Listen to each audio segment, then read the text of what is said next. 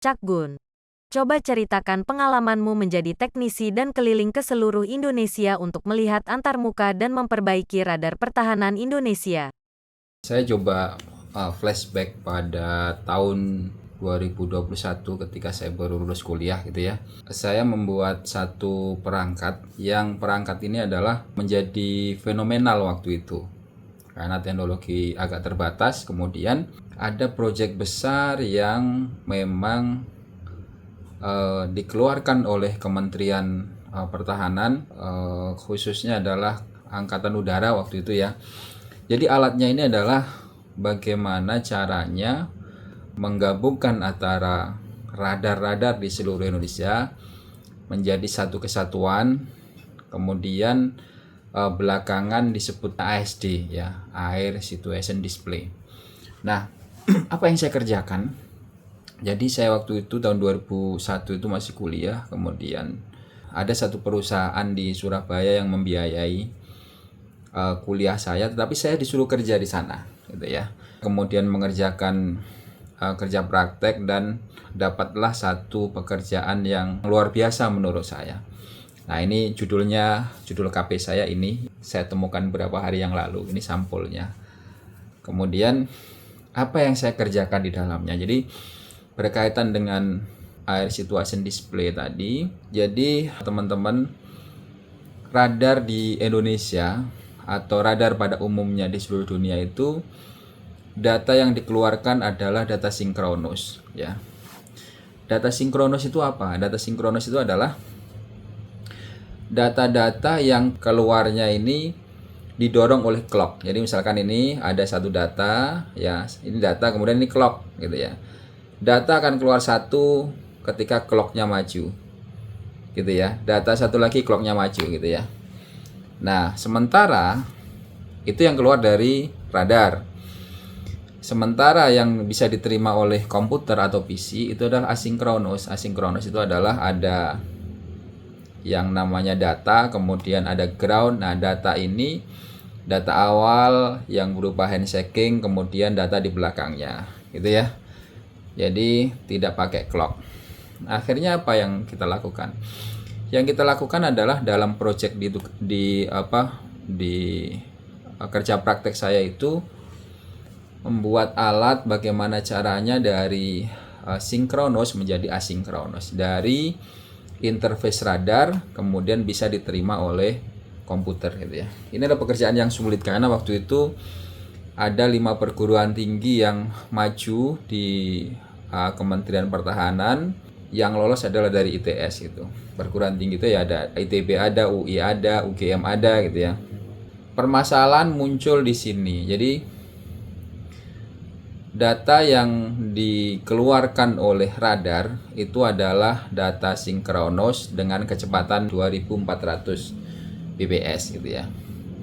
Nah, 2400 bps inilah kita olah sehingga mengeluarkan data sinkronus. Nah, alat saya yang pakai MC51, jadi dari Intel waktu itu, dari microcontroller Intel, ada 89C8051 gitu ya. Dia memproses gitu data yang masuk, yang 2400 itu diproses di dalamnya, kemudian dikeluarkan gitu ya. Dikeluarkannya ini menjadi data yang kecepatannya lebih rendah daripada 2400. Kenapa lebih rendah? Karena di dalam prosesor itu sendiri itu dia butuh waktu untuk melakukan proses gitu ya. Butuh waktu untuk melakukan proses. Jadi di microcontroller itu ada satu pin yang memang dikhususkan untuk serial output, itu mengeluarkan serial asinkronus gitu ya. Nah, karena kecepatannya lebih rendah, maka waktu itu kita putuskan untuk bikin setengah dari 2400, jadi 1200. Jadi kecepatan yang masuk asinkronus ke komputer 1200. Nah, di dalam radar teman-teman ya, dalam radar ini sebenarnya bukan rahasia perusahaan, bukan rahasia negara. Jadi karena apa? Karena hampir semua pembuat radar tahu gitu ya. mana negara membuat radar? Ada Amerika, ada Israel, ada Swedia, ada Prancis gitu. Yang banyak sih Prancis, dengan biasanya mereknya adalah Thales gitu ya. Thales Bogor. Mereknya adalah Thales ya. Nah, mereka baru tahu prinsip-prinsip yang digunakan di radar. Nah, radar itu di Indonesia ada dua gitu ya, dari sisi pengamanan data yang keluar. Yang pertama adalah menggunakan CRC16, yang kedua menggunakan CRC32. Nah, CRC16 itu rata-rata adalah radar sipil. Contoh radar sipil itu di Cengkareng, kemudian di Bandara Ngurah Rai Denpasar. Nah, itu contoh-contoh radar sipil yang menggunakan CRC16.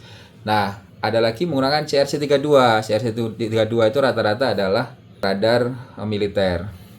Contohnya radar militer itu ya radar di Madiun gitu ya, kemudian radar yang ada di Polonia, kemudian radar-radar di tempat lain. Jadi itu karena ada dua sistem persandian atau sistem enskripsi, itulah masalah lagi gitu ya. Jadi kita uraikan CRC32 dan CRC16 ini, kita uraikan, kemudian selesailah proyek itu. Nah, apa yang saya dapatkan dari proyek itu teman-teman? Jadi tahun 2001, selama beberapa tahun saya ini sama direktur, kemudian sama teman-teman teknisi yang lain diajak keliling ke seluruh Indonesia. Jadi saya tahu dan saya pernah ke radar Cibalimbing. Jadi saya dari Jakarta tuh, dari waktu itu kita punya satu kantor besar di apartemen di Cempaka Putih. Dari Cempaka Putih, Jakarta Timur itu kita jalan naik mobil ke Cibalimbing. Off-road itu beberapa jam waktu itu ya. Kemudian di sana ketemulah salah satu komandan di sana. Waktu itu saya lupa apakah Dan Ramil atau siapa di sana lagi ngelatih anak-anak pramuka tuh. Kita di sana ngecek radar di Cibalimbing ini teman-teman ya. Nah, di sana kita dijamu makan ikan bakar, kemudian dijamu segala hal masakan lah di sana. Nah, kita cek nih radarnya Cibalimbing. Kemudian ada lagi saya berangkat ke Bandara Polonia ya. Kohanutnas di sana ya. Radarnya unik teman-teman ya. Jadi karena saya keliling ke Indonesia akhirnya tahu semua radar di sana tuh unik. Uniknya apa?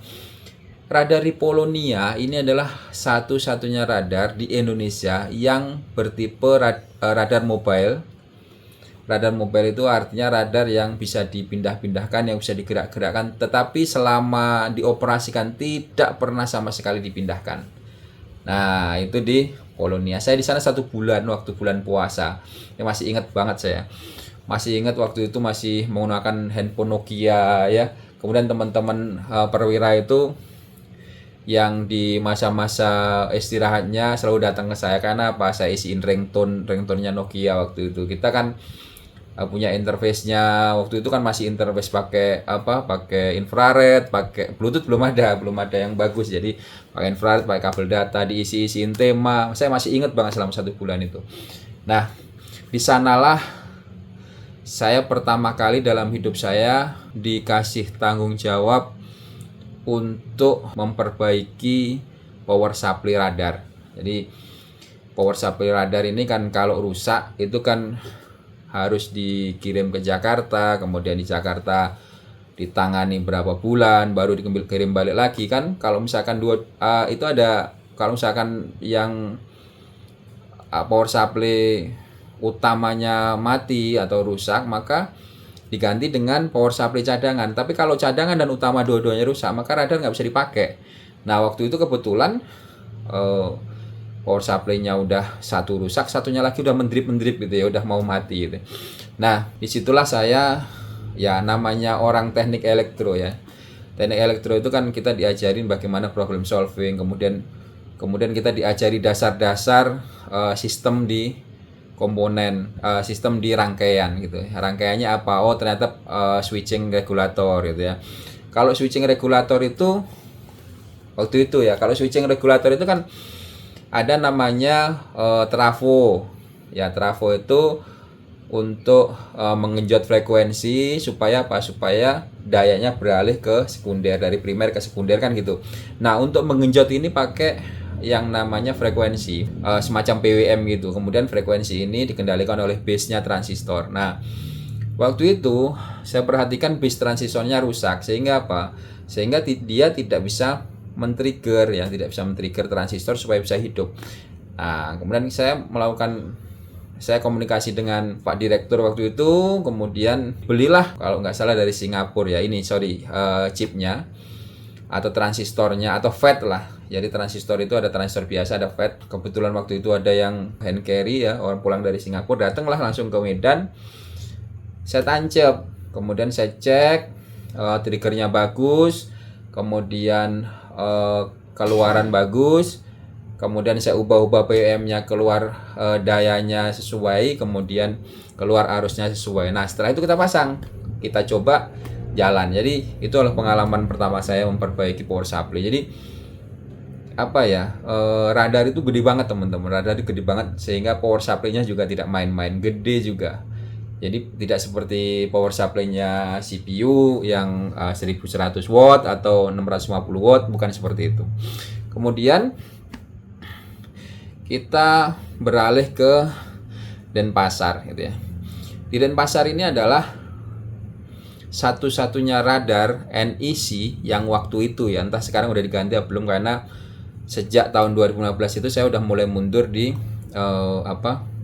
dunia peradaran, dunia pertahanan gitu ya. Nah, pada waktu itu di Bandara Denpasar Ngurah Rai ini ada satu radar NEC mereknya. Itu adalah satu-satunya radar yang mereknya NEC yang dipasang di luar Jepang. Ya, menarik banget. Jadi NEC ini harusnya dia dipasang di Jepang, tapi ini satu-satunya yang dipasang di luar Jepang.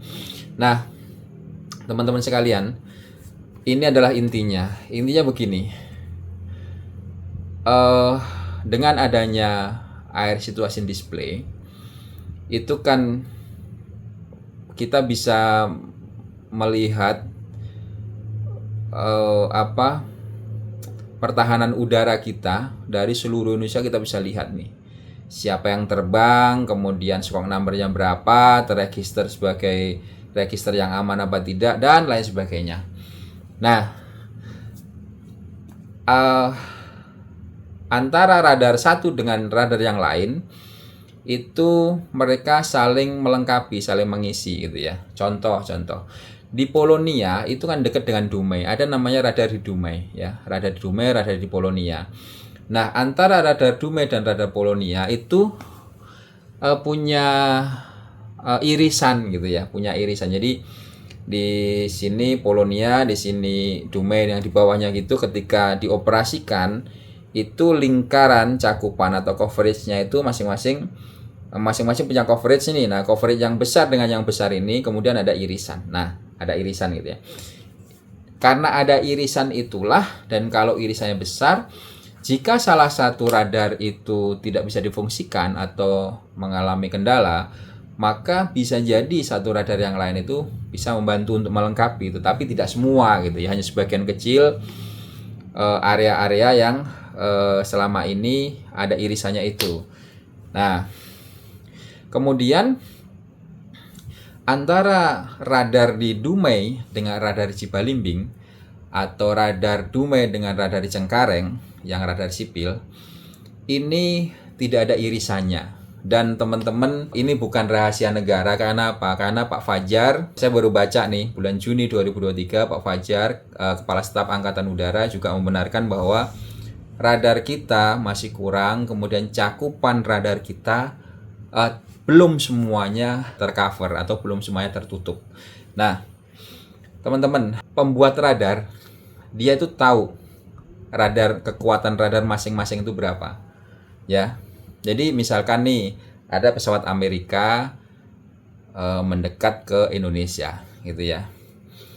Kemudian karena dia tahu spesifikasi radar yang dipasang, misalnya radar di Madiun dipasang nih, kemudian dia tahu spesifikasinya, maka dia akan tahu jangkauannya. ya. Kemudian tipe radar ini tipe sekian gitu ya. Rata-rata radar yang sekarang yang baru-baru kan tipenya 400. 400 itu jangkauannya adalah 515 km, teman-teman ya. Nah, kalau radar yang dipasang yang rata-rata itu dibuat tahun 1970 sampai 1976, artinya umurnya udah berapa tuh? Umurnya udah 45 tahunan. Nah, mereka juga tahu nih dengan radar yang dipasang di titik ini, kemudian tipenya ini jangkauannya sekian, maka selama umur 45 tahun itu apa yang berubah gitu ya. Nah, kalau masalah umur teman-teman, yang berubah itu dua, minimal ada dua. Yang pertama adalah mengenai kekuatan, yang kedua adalah durasi ya, kekuatan dan durasi. Jadi kekuatan itu apa? Yang tadinya bisa mengangkat beban 100 kilo kemudian jadi cuman 25 kilo, itu kekuatan. Kemudian yang tadinya, ini durasi, yang tadinya ngangkat bebannya 1 jam bisa paling cuman 10 menit. Jadi antara kekuatan durasi. Nah, di radar itu ya sama sebenarnya. Jadi radar itu yang tadinya jangkauannya maksimal 515 km, yang radar 400 itu menciut, teman, yang tadinya segini jadi menciut gitu ya, menciut, cakupannya jadi menciut. Kemudian yang tadinya bisa dioperasikan 24 jam, jadi yang terakhir saya dengar sebelum tahun 2020 itu hanya bisa dioperasikan selama 8 jam. Jadi 8 jam itu artinya sepertiga waktu dari yang seharusnya. Nah, dengan kondisi seperti ini, pesawat-pesawat Amerika itu mereka itu kan penerbang-penerbang yang berani, sehingga kadang-kadang mereka lakukan adalah lewat ke daerah-daerah yang sebenarnya mendekati radar. Contoh, kapan hari kan kita dengar nih ada pesawat Amerika yang terdeteksi oleh radarnya Madiun gitu ya. Itu karena saking beraninya gitu, saking beraninya. Jadi ya untungnya adalah cakupan dari radar itu masih menjangkau pesawat itu. Kemudian untungnya yang kedua adalah radarnya pas dinyalakan gitu ya. Jadi ini. Nah, keadaan yang saya ceritakan ini adalah keadaan tahun 2013 sampai 2015, teman-teman. Nah, sekarang keadaan yang sekarang adalah tahun 2023. Saya sempat baca nih ada radar baru sebanyak 25 biji, teman-teman ya. 25 biji ini sebagian menggantikan yang sudah tua, sudah lama, dan sebagian dipasang baru. Pada waktu saya mau resign dari perusahaan perusahaan yang membuat ASD ini, yang keliling-keliling ke tempat radar ini, waktu itu ada pemasangan radar baru di Ambon, tepatnya di Somlaki ya. Itu ada pemasangan radar baru. Jadi selama sebelum pemasangan itu, sebelum tahun 2011, itu berarti daerah-daerah yang paling timur yang dipasang oleh radar itu ya Denpasar. Denpasar ke timur bisa jadi kosong gitu, teman-teman ya. Nah, dipasang di Ambon, kemudian dipasang di Merauke. Jadi harapannya adalah radar yang ada di Bali itu bisa mengcover, kemudian ada irisan dengan yang di Ambon. Kemudian yang di Ambon diharapkan ada irisan dengan Merauke, sehingga hampir seluruh wilayah Indonesia ini akan tertutup dengan coverage dengan radar yang diperbarui, radar lama yang diperbarui, dan radar baru yang baru dipasang.